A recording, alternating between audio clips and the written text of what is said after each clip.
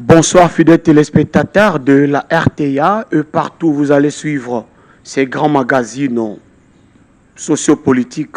Votre magazine, Le Peuple, qui a l'honneur et le plaisir de recevoir ce soir Maître Armi Makaya, un membre de l'IDPS. Mais aujourd'hui, nous le recevons dans cette émission en cadre d'analyste politique Nekongo. Voilà, un jeune Nekongo, un jeune leader que nous recevons aujourd'hui dans cette émission, Le Peuple. Bonsoir, Maître Armi Makaya. Bonsoir, Kouloutou, et je vous remercie de m'avoir invité sur votre magazine. Vraiment. Dans une semaine, il y aura des élections ici au Congo central. Les heureux députés ou les honorables députés devraient élire un futur gouverneur qui va amener les destinées de notre province, le Congo central. Comment trouvez-vous ces élections? Une élection avec 22 candidats, ça paraît vraiment très coincé. Dire que ça paraît très coincé serait une malhonnêteté de ma part, mais je dirais plutôt déçu par ce nombre pléthorique de candidats.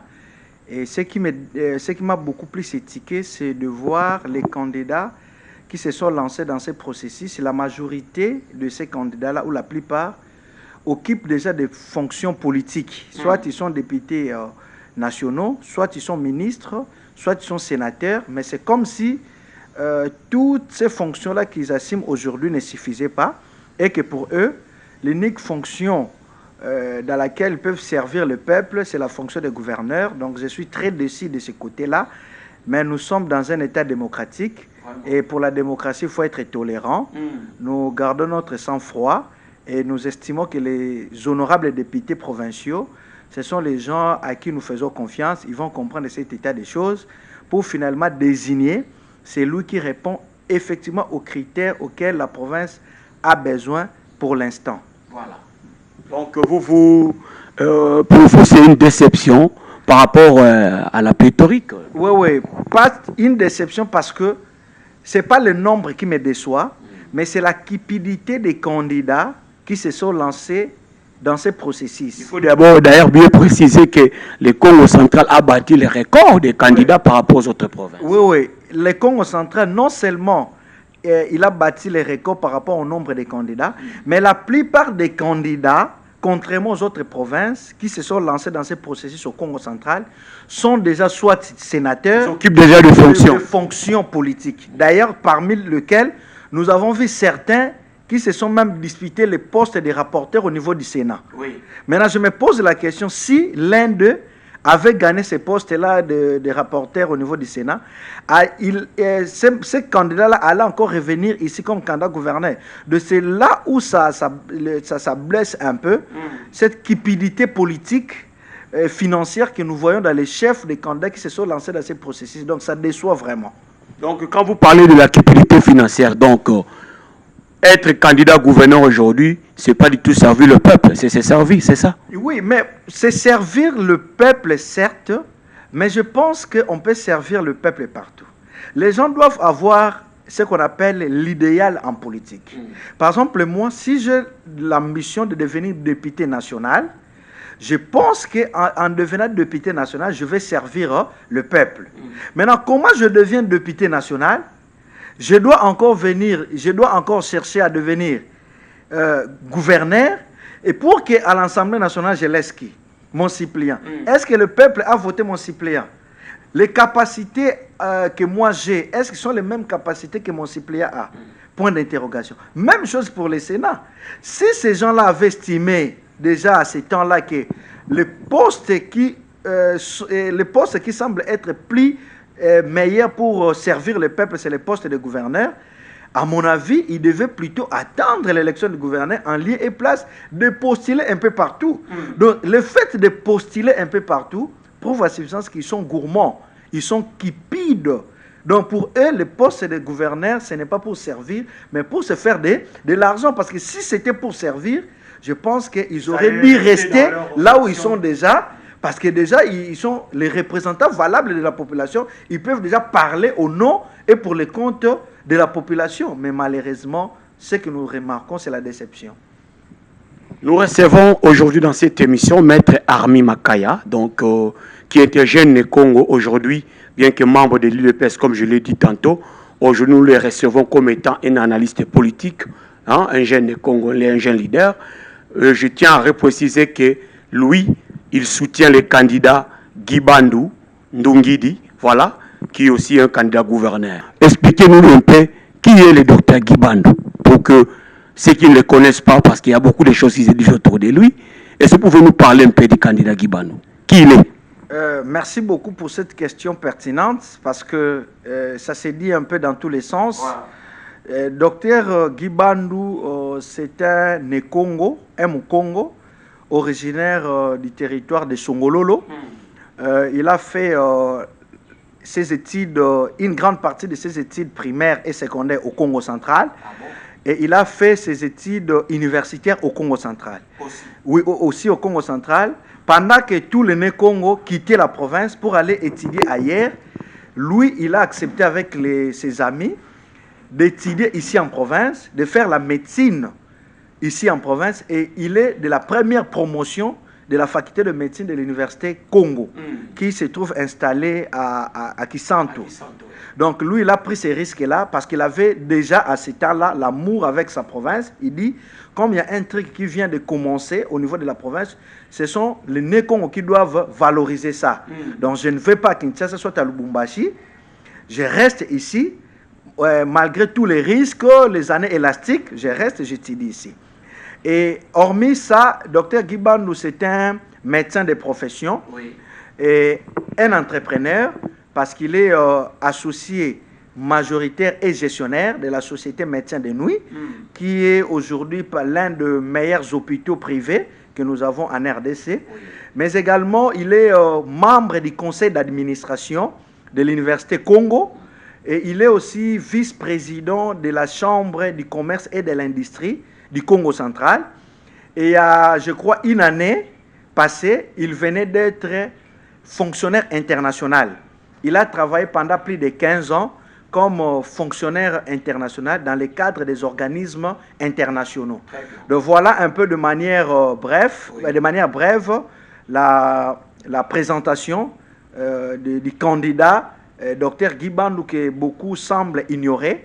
Et ce n'est pas aussi de leur faute, parce qu'il n'a jamais été dans la politique active, c'est-à-dire être député, ministre, mais c'est un jeune intelligent, un Congo intelligent qui s'est donné dans les secteurs privés, et il a vraiment extrapolé, il a émergé dans ce secteur privé. Contrairement à tout ce que nous avons entendu dans les réseaux sociaux, moi j'ai d'ailleurs entendu un audio qui parlait que M. Dr Guy Bandou serait un Rwandais, mais je suis très étonné d'attendre qu'il a même fait ses études depuis le primaire, le secondaire et jusqu'à l'université. Il les a fait, toutes ces formations ici au Congo central. Bref année, déjà de par son nom, Bandou Ndungidi. Donc je ne vois pas un Rwandais qui s'appellerait Bandou Ndungidi. Il est né Congo à 100%. Il est né Congo de par son père ainsi que de par sa mère. Tous ces gens-là qui disent qu'il serait un sujet rwandais, ce sont des arguments de bas étages, tout simplement parce qu'ils n'ont pas un discours, parce qu'ils ne voient pas les éléments qui vont défavoriser la victoire de Dr Guy Bandou. C'est comme ça qu'ils ont commencé à utiliser des méthodes antidémocratiques qui ne sont pas du tout stratégiques sur le plan politique pour anéantir, n'est-ce pas, les candidats Dr Guy Bandou. Malheureusement pour eux, le peuple Né-Congo est très vigilant cette fois-ci.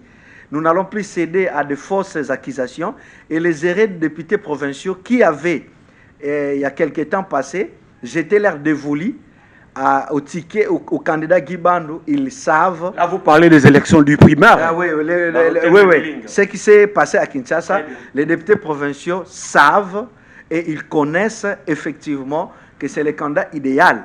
Au jour d'aujourd'hui, au Congo central, Dr Guy Bandou a ses amis avec qui il a étudié. Qui le connaissent. Ces amis-là le connaissent. Donc, Donc, ce n'est même pas un débat.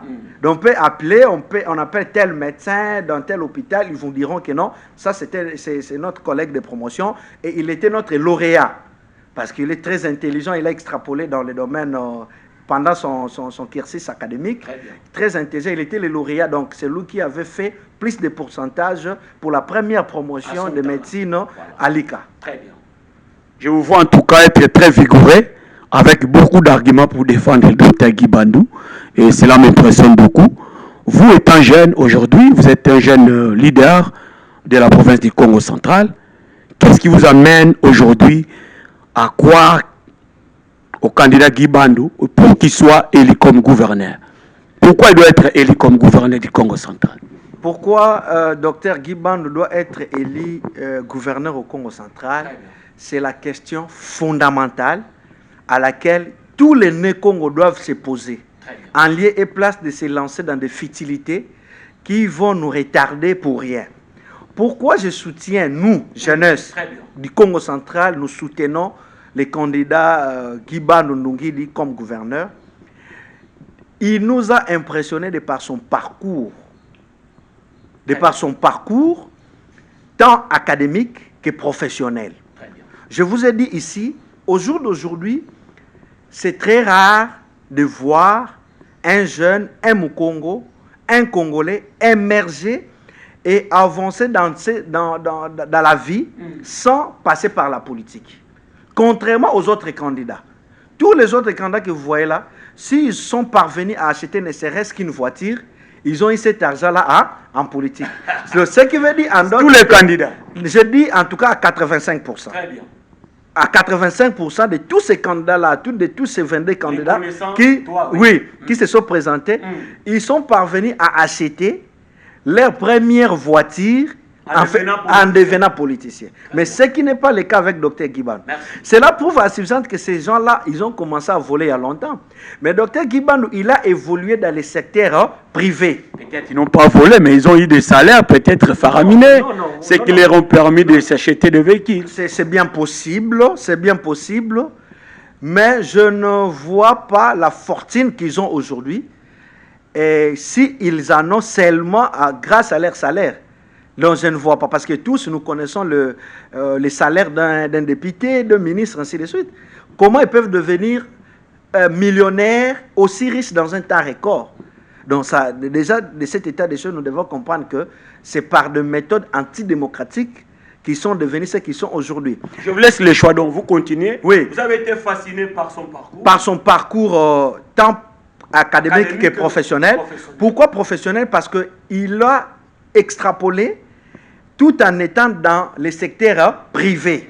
Il était dans les secteurs privés, il termine ses études, il va à Kinshasa, il impressionne les organismes internationaux, on les recrute, il travaille comme fonctionnaire international pendant plus de 15 ans dans les organismes internationaux. Il revient finalement au Congo central et il a travaillé comme expert dans plusieurs structures tant nationales qu'internationales. Et il a impressionné, et jusqu'à ce qu'il a compris que non, de par ma capacité d'entrepreneur, je peux mettre en place une structure sanitaire. C'est comme ça qu'il va mettre la société Médecins de Nuit en place, parce que c'est lui qui en est l'initiateur et l'actionnaire majoritaire, bien qu'il s'est fait entourer de quelques partenaires. Il y a d'autres rumeurs qui disent que ce n'est pas pour lui, écoutez. Donc vous confirmez devant la population que cette entreprise Médecins de Nuit lui appartient. Donc, voilà. Je vais revenir avec des amples détails à la prochaine occasion. Je vous amènerai les statuts qui créent cette société-là. Vous allez voir à l'article 1er, il est bien stipulé qu'il est créé en République démocratique du Congo une société sans but lucratif dénommée Médecins de Nuit, dont l'initiateur est Dr Guy Bandou Ndungidi. Et quand vous allez là où on répartit le tâche, vous allez vous rendre le part social, vous allez vous rendre compte que il est actionnaire majoritaire. À plus de 75%, oui. C'est lui, il a mis beaucoup plus. D'abord, il a mis son expertise, il a amené l'idée et puis il a mis beaucoup beaucoup de moyens pour que cette société-là puisse finalement se réaliser. Très bien. Là, c'est un élément. Oui, on va y revenir. Et l'autre problème, l'autre raison qui nous a poussé de soutenir sa candidature, contrairement aux autres challengers, qui du reste, quand ils viennent, ils achètent le pain pour la population, ils remettent des chaises plastiques, ils font quoi? Ils filment et puis ils font la publicité pour dire que non, nous avons donné à la population, nous sommes proches de la population, alors que l'argent qui a aidé pour acheter ces chaises-là, ils les ont trouvés où? Dans les trésors publics. Cela veut dire quoi? Qu'est-ce que vous voulez dire précisément? Dire que l'argent pour lesquels ils viennent en aide, soi-disant, à la population du Congo, cet argent-là, ils ont trouvé ça, non pas par leurs propres efforts, mais ils ont puisé ça au trésor public. Très bien. De par les fonctions qu'ils occupent. Très bien. Mais docteur Guy Bandou... il y en a beaucoup qui sont même dans la politique, mais qui n'arrivent même pas à faire des actions humanitaires. Voilà, bon... Les faire quand même, c'est quelque chose d'applaudi. Les faire, c'est déjà quelque chose, mais à la différence de docteur Guy Bandou, qui fait ses actions tout en étant dans le secteur privé, sans avoir l'argent de l'État. D'abord, sans voler l'argent de l'État, mais sans avoir des ambitions électoralistes. Parce que les autres challengers, quand ils viennent donner des chaises, c'est derrière, d'abord ils viennent avec des caméras, avec une idée que je donne en contrepartie, ces gens ici vont me voter. Très bien. Chose qui n'est pas le cas avec Dr Guiban. C'est chaque jour qu'ils viennent en aide aux populations vulnérables du Congo central. Chaque jour, ils viennent en aide, à toutes ces sœurs et frères né Congo qui sont dans les besoins, mais également dans beaucoup des institutions au niveau de la province. Allez à l'hôpital Kiamvu, posez la question. Ils vont vous dire que c'est chaque jour que nous recevons des dons venant du docteur Guiban. Est-ce que vous pouvez citer le genre de dons qu'il apporte à la population? Il apporte parce qu'il a longtemps travaillé dans les organismes internationaux. Oui. Quand il a du matériel à caractère médical, il envoie dans des hôpitaux gratuitement, il donne gratuitement. Le prisonnier, quand vous allez dans différentes prisons, on vous dira qu'il construit même des édifices au sein des prisons, parce que les conditions dans lesquelles vivent nos frères qui sont en prison ne sont pas du tout d'accord. Et lui, c'est un homme très humaniste. Ouais. Il a estimé que ce n'est pas du tout bien. Il a mis son argent, il a construit des choses. Donc, il y en a beaucoup. À la prison du Kamoulaï. Oui, il a envoyé des trucs. Okay. Il a envoyé. Okay. C'est parce que c'est un homme très discret. Qui comprend, qui sait faire preuve, ou sinon qui respecte le mot charité. Très bien. Quand il pose un acte, ça rentre dans le cadre de la charité, il ne vient pas filmer. Comme c'est le cas avec ces challengers. Donc, au regard de ces éléments, déjà de par son parcours et puis les actions qu'il a déjà entreprises au niveau de la province, mais également de par la compétence technique qu'il a. Parce qu'au jour d'aujourd'hui, c'est très difficile de commencer une société et puis de faire de cette société-là une très grande structure. Donc, ça prouve déjà à suffisance que c'est vraiment un grand entrepreneur qui sait négocier, qui sait gérer, et une fois à la tête de la province du Congo central, en tout cas pour nous, ça sera un privilège, parce qu'il va mettre au profit de la province cette même expérience, cette expertise-là, afin que la province puisse en être bénéficiaire. Donc voilà un peu de manière résumée le pourquoi vous jetez votre dévolu au candidat Guiban. Mais également, il y a un élément de taille que nous ne devons pas ignorer. Oui. Vous savez que Dr Guiban a été désigné comme candidat de l'Union sacrée. Oui, dans le primaire. Oui. Non, même pas dans le primaire, il y a un document officiel dans lequel Dr Guiban est retenu comme candidat de l'Union sacrée. Et l'Union sacrée, l'autorité morale de l'Union sacrée, c'est le président de la République. Très bien. Son Excellence Félix Antoine. Donc cela est confirmé que le candidat Guy Bandou est le candidat de l'Union sacrée. Pour le Congo central. Oui, pour le Congo central, c'est lui le candidat de l'Union sacrée. Très bien. Et l'autorité morale de l'Union sacrée, c'est le président de la République. Et pour nous, parce que moi, vous m'avez présenté tantôt comme étant cadre du parti présidentiel, je ne peux pas aller à contre-courant par rapport à la vision du chef. Parce que l'Union sacrée, c'est la vision du chef. On suppose que les candidats gouverneurs de l'Union sacrée va travailler avec le chef. Va travailler de commun accord avec le chef de l'État au bénéfice de la province. Sans pourtant vous couper la parole, mais nous voyons quand même dans cette élection, dans cette course au gouvernorat de la province, il y a quand même des candidats innocents qui sont dedans, qui n'ont pas retiré les candidatures, hein, apparemment. Oui. Qu'est-ce qui se passe? La majorité de ces candidats, ils sont tous de l'Union sacrée. Très bien. Mais tellement les gens sont cupides, les gens ne veulent pas comprendre que quand on accepte d'adhérer à une plateforme gouvernementale, il faut être à même d'accepter ces résolutions. Voilà pourquoi nous attirons l'attention des députés provinciaux de sanctionner ces candidats qui veulent aller à contre-courant de la vision de la plateforme dont ils sont membres. C'est très dangereux. C'est très dangereux dans une démocratie. Hier, nous avons suivi l'élection, n'est-ce pas, du premier vice-président à l'Assemblée nationale. Vous avez vu que le président Mbata était le candidat unique. Oui. Pourquoi? Parce qu'il est le candidat de l'Union sacrée. Mais comme dès lors que nous sommes dans une démocratie et que ces gens-là, ils ont dépassé leur argent, on ne peut pas les écarter parce que ça sera de l'arbitraire. Mais ils seront sévèrement sanctionnés par les députés provinciaux pour n'avoir pas respecté les mots d'ordre du parti. De la hiérarchie. De la haute hiérarchie. Je vous informe que tous ces candidats-là, parce qu'au départ, Dr Guy Bandou était candidat indépendant. Très bien. Et tous les autres. Tous, ils ont soumis leur dossier au niveau de la coordination du FCC. Et de l'Union sacrée, permettez-moi, le fameux FCC qu'on a déjà enterré. Voyez-vous? Ils ont déposé leur dossier au niveau de la coordination de l'Union sacrée pour qu'ils soient adoptés comme candidats de l'Union sacrée. Très bien. Tous ces candidats-là. Maintenant, quand vous allez dans un processus, vous vous soumettez à une coordination. Vous vous dites que non, je vais dans cette coordination pour que finalement, qu'on puisse nous départager.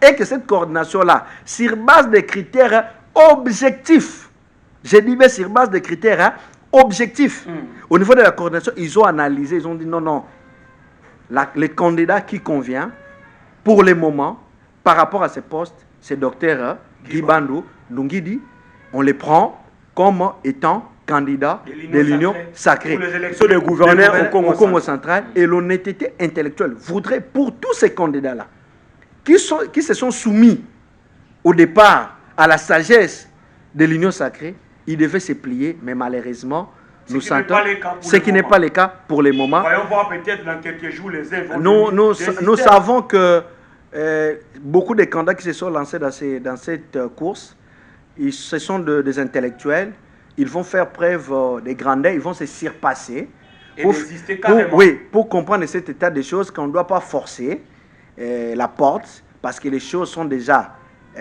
précisées de cette façon-là et ils vont comprendre cet état des choses. Il y a des critères pour lesquels finalement, n'est-ce pas, pour lesquels la coordination de l'Union sacrée a adopté la candidature de Dr Guy Bandou. Très bien. C'est d'abord la compétence technique personnelle du candidat. Très bien.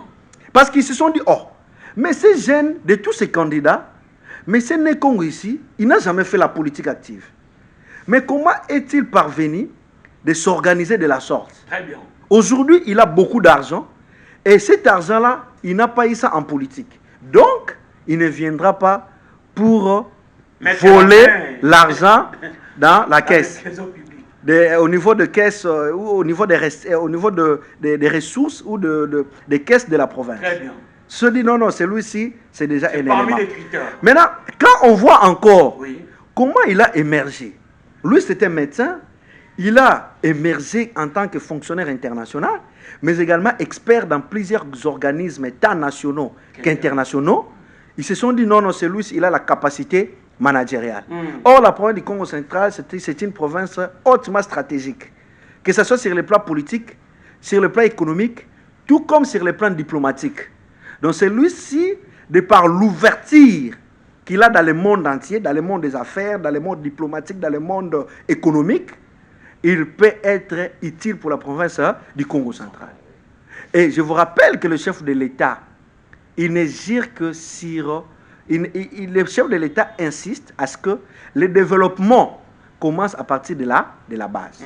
Or, qui dit la base voit beaucoup plus les territoires, les villes, ainsi que la province. Oui, oui. Or, la province coordonne, n'est-ce pas, cette base-là, les territoires, les communes, les villes, ainsi de suite. Voyez-vous? Donc, par cette capacité-là, managériale, se sont dit non, celui-ci va être profitable et puis va travailler pour la réussite de Né-Congo, mais également la réussite du quinquennat du président de la République, parce qu'il ne reste que presque une année et demie. Et je vous informe que dans le cadre, avant de départager ces candidats, les autorités qui décident au niveau de l'Union sacrée, ils ont même diligenté une enquête ici. Vous le savez, non? Non, non. Une enquête était diligentée, parce que quand tous ces candidats se sont soumis à la sagesse de l'Union sacrée, l'Union sacrée dit non, nous ne pouvons pas départager ces gens ici de nous-mêmes, de peur qu'on nous accuse de l'arbitrage. On diligente une enquête au Congo central. L'équipe est venue. Les gens ont contesté.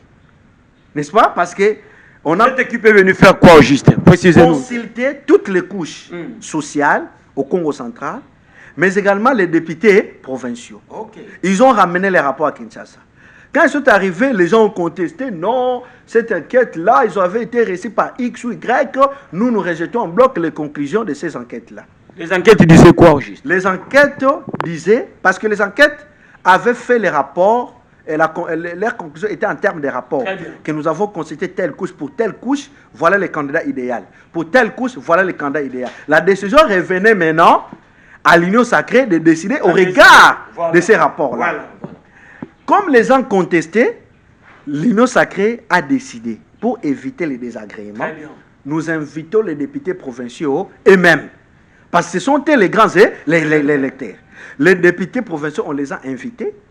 Ils ont procédé par un exercice démocratique, les primaires. Et sur base de ces primaires-là, Dr Guibandou a été plébiscité comme candidat de l'Union sacrée. Et c'est sur base de ces éléments objectifs démocratiques qu'aujourd'hui, Dr Guibandou se présente comme étant candidat de l'Union sacrée. Et je vous rappelle que l'Assemblée provinciale du Congo central est majoritairement Union sacrée. Donc, de sur quoi Dr Guibandou représente aujourd'hui la plateforme qui gouverne le pays au niveau de ces élections ici. Donc, ne pas le voter, c'est aller à l'encontre de la vision de la plateforme gouvernementale actuelle. Et nous en connaissons les connaissances puisque nous en pâtissons aujourd'hui. On va en revenir. Peut-être que ce serait notre dernière question, mais il y a beaucoup de rumeurs qui se disent à la cité. Le docteur Guibandou Ndungidi, le candidat gouverneur, est accusé de beaucoup de mots. D'abord aussi, parmi les accusations, il y a son appartenance ou ses acquaintances avec le professeur Bahati Lukwebo, qui est le président du Sénat. Qu'est-ce que vous en dites? Beaucoup disent que non, écoutez, on ne peut pas voter Guibandou parce que l'argent de la province va aller à Kinshasa et cela va servir à Bahati. Et voilà, mon cher, beaucoup de choses se disent. Est-ce que vous en connaissez quelque chose? Déjà en tant que Mukongo, je salue en passant le président Bahati Lukwebo, qui n'est pas le moindre. C'est un grand homme politique pour qui nous devons beaucoup de respect.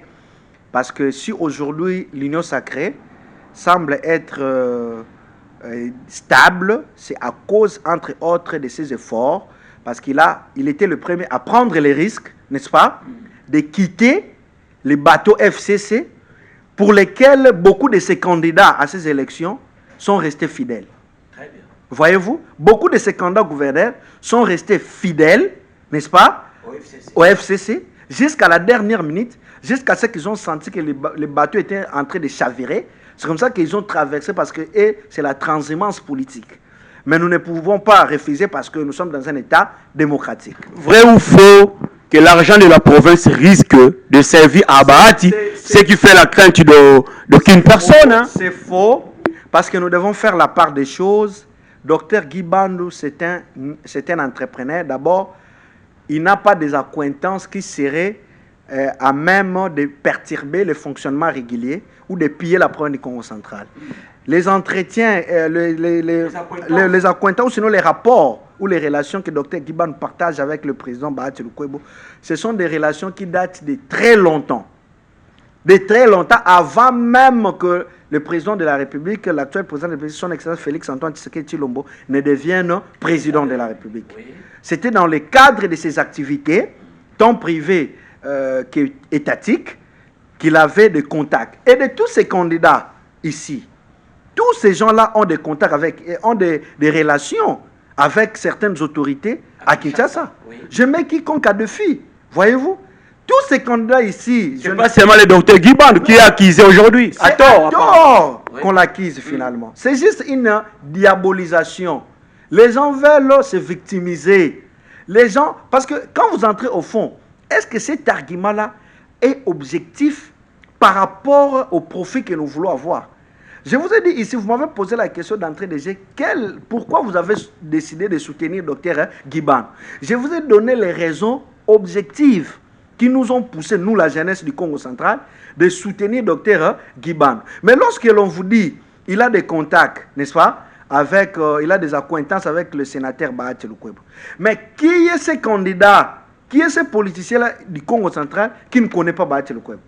Qui est ce politicien du Congo central qui n'a jamais eu des entretiens dans le cadre de collaboration politique avec les sénateurs et le président Bahati Lukwebo? On dit que c'est lui son parrain, c'est lui qui est en train de parrainer la candidature de Guy Bandou. C'est-à-dire les moyens, beaucoup de choses que Guy Bandou est en train d'utiliser aujourd'hui. C'est le sénateur Bahati, le président, qui lui donne ça. C'est faux et archi faux. Ce débat-là, c'est un débat de bas étage. C'est un débat subjectif. Je vous ai dit que Dr Guy Bandou, il a une société qu'il a mis en place avec ses efforts personnels. Et grâce à cette société-là, il a été pendant longtemps fonctionnaire international. Il a ses moyens à lui.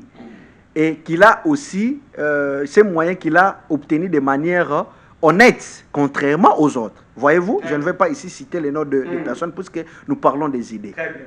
Alors, dire que l'argent qui le sert à battre campagne et tout, il a... Voilà, c'est le président Bahati qui lui donne. Aucune preuve n'est brandée pour ce faire. Aucune preuve. Les gens sont dans des futilités inutiles. Toujours pour diaboliser les candidats Guy Bandou. Moi, je pense plutôt, les gens se victimisent de la sorte parce que leurs candidatures n'ont pas été adoptées comme étant les tickets de l'Union sacrée en province. C'est ça, en fait, la frustration que les gens ont. Mais tellement la culture politique, beaucoup d'Africains, et plus particulièrement les Congolais, nous en manquons, la culture politique, c'est comme ça qu'ils ont décidé de procéder par la victimisation et la diabolisation pour que Dr Guy Bandou soit mal vu. Mais Dr Guy Bandou, il a entretenu de très bonnes relations avec tout le monde. J'ai dit bien avec tout le monde. Vous pouvez poser la question à tous ces candidats et challengers. Ils vous diront que c'est un homme très humble, très poli, très courtois envers tout le monde. De la même façon qu'il a entretenu de bonnes relations avec ses frères Nekongo, de la même façon il a traité de bonnes relations avec tout le monde. Voyez-vous, que ce soit le président Bahati, le président de la République, le Premier ministre, le président de l'Assemblée nationale, ainsi de suite. Voyez-vous? Mais moi, plutôt, je pense. Parce que cet aspect des choses que les gens sont en train de dire à tort, moi, je pense que ça peut être profitable pour la province du Congo central. Ah bon? Vous savez pourquoi? Oui. Nous sommes dans un État unitaire, dont les centres d'impulsion du pouvoir se trouvent au gouvernement central. Oui. Et par moment, le gouverneur de province agit comme une autorité déconcentrée. Lorsqu'il s'agit des compétences, n'est-ce pas, du pouvoir central, le pouvoir central peut déléguer ses compétences pour dire que non, ici c'est la compétence exclusive que j'ai, mais comme toi tu es le représentant du pouvoir central en province, tu agis. Voyez-vous? Mais comment peut-il arriver à gagner cette confiance-là pour qu'on les responsabilise? C'est lorsqu'il entretient de bons rapports avec Kinshasa. Voyez-vous? Vous pensez que c'est un atout déjà, avoir un gouverneur qui a des relations très soudaines à Kinshasa? Voilà, c'est un privilège pour nous. Je vous rappelle, dans l'histoire de la RDC, depuis que nous avons basculé à la Troisième République, on vous dira que le meilleur gouverneur de tous les gouverneurs de toutes les provinces, c'est M. Moïse Katumbi Tchapa. Vous savez pourquoi, jusqu'à preuve du contraire, il est meilleur gouverneur? Il est identifié comme meilleur gouverneur parce qu'il entretenait de très bonnes relations avec Kinshasa. Et il a su utiliser ces rapports-là au profit de sa province. Et nous, ici, nous avons une mauvaise conception des choses. En son temps, on disait que lui retenait déjà 40% à la source. N'est-ce pas, c'est un privilège. Alors que tous les autres candidats n'étaient pas à mesure de retenir les 40% à la source, lui pouvait retenir à la source. Pourquoi? Parce qu'il était en bonne collaboration avec Kinshasa. Nous devons quitter cet aspect archaïque. Les liens que partage aujourd'hui Dr Guy Bandou avec Kinshasa, c'est très favorable pour le Congo central. Je vais vous dire une chose. Vous pouvez poser la question à ceux qui ont fait les relations internationales. Ils vous diront, en relations internationales, c'est un rapport de force. Et en relations internationales, on dit ceci. La coopération ne peut pas être possible sans la diplomatie. Donc, c'est la diplomatie qui ouvre la porte, n'est-ce pas, à la coopération. Vous ne pouvez pas coopérer avec quelqu'un si vous n'êtes pas en relation avec lui, papa. Par exemple, nous, on est là. Vous êtes un voisin. Moi, je suis un voisin. On ne se parle pas, n'est-ce pas? On ne se salit pas. Le jour qu'il y aura problème chez vous, est-ce que moi je vais venir? Jamais. Puisqu'on n'entretient aucune relation. C'est comme ça que les diplomates, les relationnistes, les internationalistes disent la diplomatie ouvre la porte à la coopération. Bref, Annette, depuis que le président de la République, son Excellence Félix Antoine Tshisekedi, est là au pouvoir, à chaque fois qu'il voyage, parce que lui, il est très coopératif, il aime bien que le développement commence à partir de la base. Les gouverneurs de province, les gouverneurs qui sont un peu actifs, mais vous les voyez voyager avec le président de la République, non? Oui. Quand le président de la République va en Dubaï pour signer les accords, il se fait toujours accompagner de certains gouverneurs. Or, la province du Congo central, c'est une province hautement stratégique sur tous les points. Oui. Et tous les accords que signe la République démocratique du Congo concernent en particulier la province du Congo central. Mais dommage, dans ces voyages-là, le gouverneur du Congo central n'accompagne pas le président de la République. C'est parce qu'il n'entretient pas de bonnes relations avec le président de la République. Voyez-vous? Et tout ça, c'est un manque à gagner pour la province du Congo central. Nous sommes une province potentiellement riche, mais malheureusement pauvre à cause du manque de vision des gens qui nous ont dirigés. Les gens sont restés dans cette conception archaïque qui consiste à dire, si on entretient de bonnes relations avec Kinshasa, on va nous demander de l'argent. Par contre... quelque part aussi, ce n'est pas de leur faute, parce qu'on a vu beaucoup de gouverneurs qui sont passés avec le phénomène Kinshasa. Ça n'a pas profité à la province. Je vais vous expliquer cela. Ah oui, hein. Vous savez, les gens sont tellement dans des futilités qu'ils sont incapables de pénétrer le fond du problème. Parce que quand le problème arrive, un intellectuel, qu'est-ce qu'il fait? Il s'interroge. Il se pose la question du pourquoi et du comment. N'est-ce pas? Il dit pourquoi, n'est-ce pas? Tous les gouverneurs, ou sinon la plupart des gouverneurs qui se sont succédés à la tête du gouvernorat, sont à la merci de Kinshasa. Là, c'est la première des choses. Le pourquoi. Et comment ils n'arrivent pas à collaborer avec Kinshasa. Et nous avons réfléchi là-dessus en tant qu'intellectuels. Quand vous analysez le candidat Moutambati, quand il vient, il était le candidat du pouvoir, n'est-ce pas? Oui. Et aujourd'hui, personne ne peut le contester. Le candidat Mbatia est le seul à avoir laissé les empreintes partout dans le Congo central. Dans les coins et recoins. Pourquoi? Parce qu'il était candidat du pouvoir. Parce qu'il était de l'obédience du pouvoir. C'est comme ça qu'il a pu faire quelque chose. On arrive de Yonkousou, le Fembati, Mbadou. De Yonkousou, candidat du pouvoir de Kinshasa. On commence avec le même discours. Pas lui, il nous faut quelqu'un qui va faire face avec Kinshasa. Heureusement ou malheureusement, le fait Mbadou est passé, gouverneur. s'il a essayé de faire, n'est-ce pas, ce qu'il a réalisé, c'est parce qu'il était lourd. C'est parce qu'il était lourd. Il avait ses propres moyens. Maître, qu'adviendrait-il avec toutes ces théories que tu es en train d'étaler là-bas? Aujourd'hui, bien que vous avez dit déjà, c'est le candidat Guy Bandou qui est le candidat de l'Union sacrée. Qu'adviendrait-il si et seulement si Guy Bandou aujourd'hui ne serait pas élu gouverneur de province? Je vais revenir, laissez-moi finir. Voilà. Gouverneur Jacques Mbadou, avec de très bonnes initiatives, avec une fougue profitable à la province, tellement il n'était pas de l'obédience de Kinshasa, il a passé tout son temps pour gagner la confiance de Kinshasa. Malheureusement, nous connaissons la suite. Très bien. On arrive en 2019. Le ticket à tout, et puis 2018. 2019, l'élection du gouverneur. C'était en 2019. Oui. Okay. On arrive, les tickets, Mbatia, et puis Atou Matouboua. Oui. Mbati, candidat du pouvoir. Très bien. Les gens ont répété le même discours. Il nous faut un gouverneur qui va faire face à Kinshasa. Il nous faut un gouverneur, tout ça, tout ça.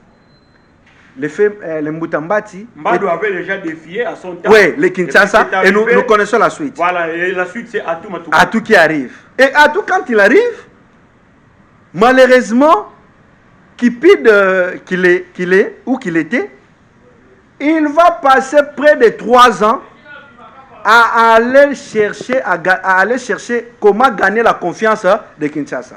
Moi, je sais des gens par qui l'actuel pouvoir est passé pour atteindre certaines autorités à Kinshasa, envie qu'il reste là. Et ça, c'est très grave. Et la conséquence, c'est quoi? Ces gouverneurs-là qui arrivent, n'est-ce pas, qui ne sont pas de l'obédience du pouvoir. La conséquence, c'est que quand ils arrivent aux affaires, la première des choses qu'ils font faire, c'est gagner la confiance de Kinshasa pour rester le plus longtemps possible. Or, pour gagner cette confiance-là, ça prend du temps. Et le fait de gagner cette confiance-là, on dépense quoi? Beaucoup d'argent. Oui. Parce que de temps en temps, il faut se rendre à Kinshasa. Donc vous pensez que c'est ce qui fait qu'aujourd'hui, le phénomène Kinshasa puisse exister? C'est ça, papa. Parce que l'unique candidat du pouvoir que nous avons connu en province, c'est Moutambati. Et c'est lui qui a laissé les traces partout. C'est parce qu'il était du pouvoir et les autres qui se sont succédés après lui, ils n'étaient pas du pouvoir. Ils ont passé leur temps. Défié le pouvoir. Non seulement ils ont défié parce qu'ils n'étaient pas les candidats du pouvoir, ils sont passés pour la démocratie, on accepte. Mais la conséquence, c'est quoi? Pendant près de 2 ans, 3 ans, 4 ans, 5 ans, ils ont cherché à gagner la confiance de Kinshasa parce qu'ils sont passés par défi. Et tous les temps pendant lesquels ils cherchent à gagner la confiance de Kinshasa, il faut donner de l'argent. C'est comme ça que les caisses de la province se vident. Et les gens ont appréhendé ça d'une mauvaise manière pour dire que non, Kinshasa nous pille. C'est parce que nous nous sommes très mal posé des questions fondamentales. Voilà pourquoi nous sommes arrivés là. L'heure est arrivée maintenant de comprendre cet état de choses pour que cette fois-ci, nous élisons et nous puissions élire un gouverneur qui est de l'obédience du pouvoir, n'est-ce pas? Et grâce à lui, grâce au contact, aux relations qu'il entretient avec Kinshasa, que cela soit profitable pour la province du Congo central. Le président de la République aime beaucoup cette province. En dehors d'être kassaïen, en tout cas, sa deuxième province, il a fait ses études ici. Sa deuxième communauté, oui, c'est le Congo central. Okay. Alors, si nous avons un gouverneur, manager, qui sait comprendre cet état de choses, cette province sera bénéficiaire de beaucoup d'avantages pendant ce pouvoir ici. Alors, par rapport à la question, parce que vous avez dit... Si ça arrivait qu'aujourd'hui, bien que le candidat Guy Bandou, c'est lui le candidat, comme vous l'avez dit, c'est lui le candidat de l'Union sacrée, si ça arrivait que, malgré lui, qu'il ne soit pas élu gouverneur de la province du Congo central et Sim, qu'adviendrait-il? Déjà, je vais épingler... C'est par là on va terminer. Oui, je vais épingler cette question sous des volets. Le premier volet, c'est que s'il n'est pas élu, pour moi, ça sera déjà un très grand regret, parce que la province aurait perdu une tête. Voyez-vous? Donc, le premier regret, le premier volet, s'il n'est pas élu, en tout cas, ça sera une très grande déception, non pas parce qu'il est de l'Union sacrée, mais c'est parce que la province aurait perdu un homme de vertu, un candidat idéal et providentiel par rapport au contexte dans lequel nous traversons. Et dans le cadre de l'union sacrée, s'il arrivait par malheur, impossible, s'il arrivait qu'il puisse perdre dans le cadre de l'union sacrée, nous allons continuer à patauger. Et le prochain gouverneur qui va arriver va faire la même chose que ses prédécesseurs. À tout moment, il va commencer à négocier avec Kinshasa. Voilà. Et le temps record qui nous reste ici, ça sera un fiasco pour lui. Merci beaucoup. Nous allons terminer avec cette petite question, Maître Army. Il y a une vidéo qui est tentée de circuler sur la toile. Là, nous voyons Nobambuta s'entre-injurier. Je ne sais pas. Est-ce que vous pouvez avoir un mot à dire à la classe politique du Congo central? Surtout à Nobambuta. Merci beaucoup. Moi, je crois que nous ne devons pas aller de l'avant. On ne doit pas repartir sans interroger le passé. Moi, je suis un Congo.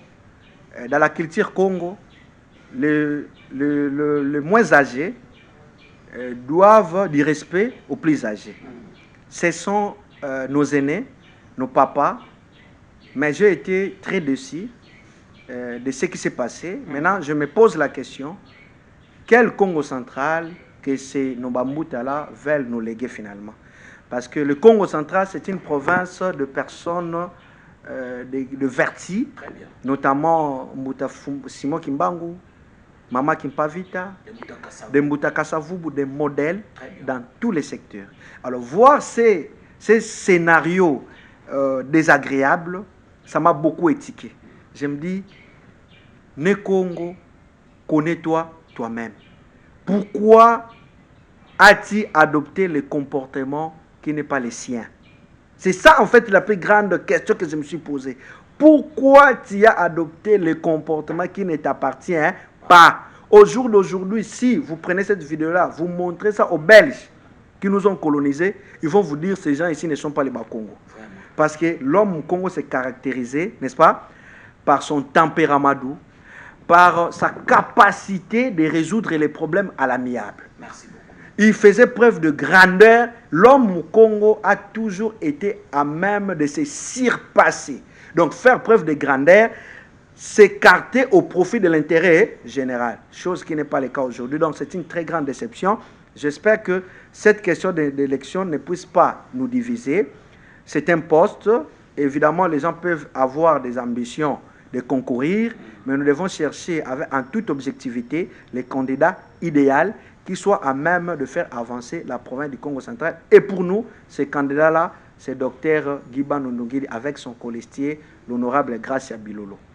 La dernière question peut-être, Olga, je pense que vous allez bien fixer la caméra à notre invité, parce qu'il va s'adresser aux honorables députés, ceux qui vont élire le gouverneur les 6 mains. Un dernier mot, Maître Army Makaya, aux honorables députés qui vont te suivre. Merci beaucoup. Déjà, je salue tous les honorables députés provinciaux, candidats ou pas à ces processus. Mais vous devez comprendre une chose, l'avenir de cette province, de cette grande communauté Né-Congo, repose sur vous.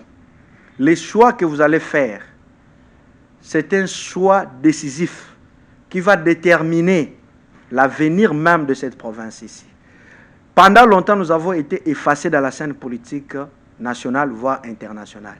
L'heure est finalement venue que la décision que vous allez prendre soit à même de nous aider dans un temps record, tout comme dans un temps lointain, de redorer l'image de la province du Congo central. L'argent, c'est bon. Vous allez les utiliser. Mais dans tout ce que nous faisons, nous devons retenir une chose. La communauté doit retenir quelque chose de nous, de notre passage. Posez-vous la question, après votre passage à l'hémicycle provincial, que retiendra le peuple, la communauté Né-Congo de votre passage? C'est cela la dernière parole. C'était une joie immense pour nous, dans cette émission, ce grand magazine populaire, Le Peuple, de recevoir aujourd'hui soir Maître Army Makaya, qui est un Né-Congo, bien que cadre de l'UDPS, mais aujourd'hui, il a été reçu dans cette émission comme étant un leader, un analyste politique né Congo. Donc voilà, c'était vraiment pour moi une joie. Là, je remercie l'équipe technique qui a travaillé avec moi. Je remercie les caméramans Olga Image, Olga Landou, qui était au four en même temps au moulin. Je remercie les cadres qui nous ont réussi 3-6 hôtels. Là, je vois les gérants Patou Makango que je remercie. Je remercie aussi Maître Arami Makaya donc, de répondre favorablement à notre invitation. En tout cas, retrouvons-nous très vite pour un nouveau numéro de cette émission, Le Peuple, votre émission. À très vite.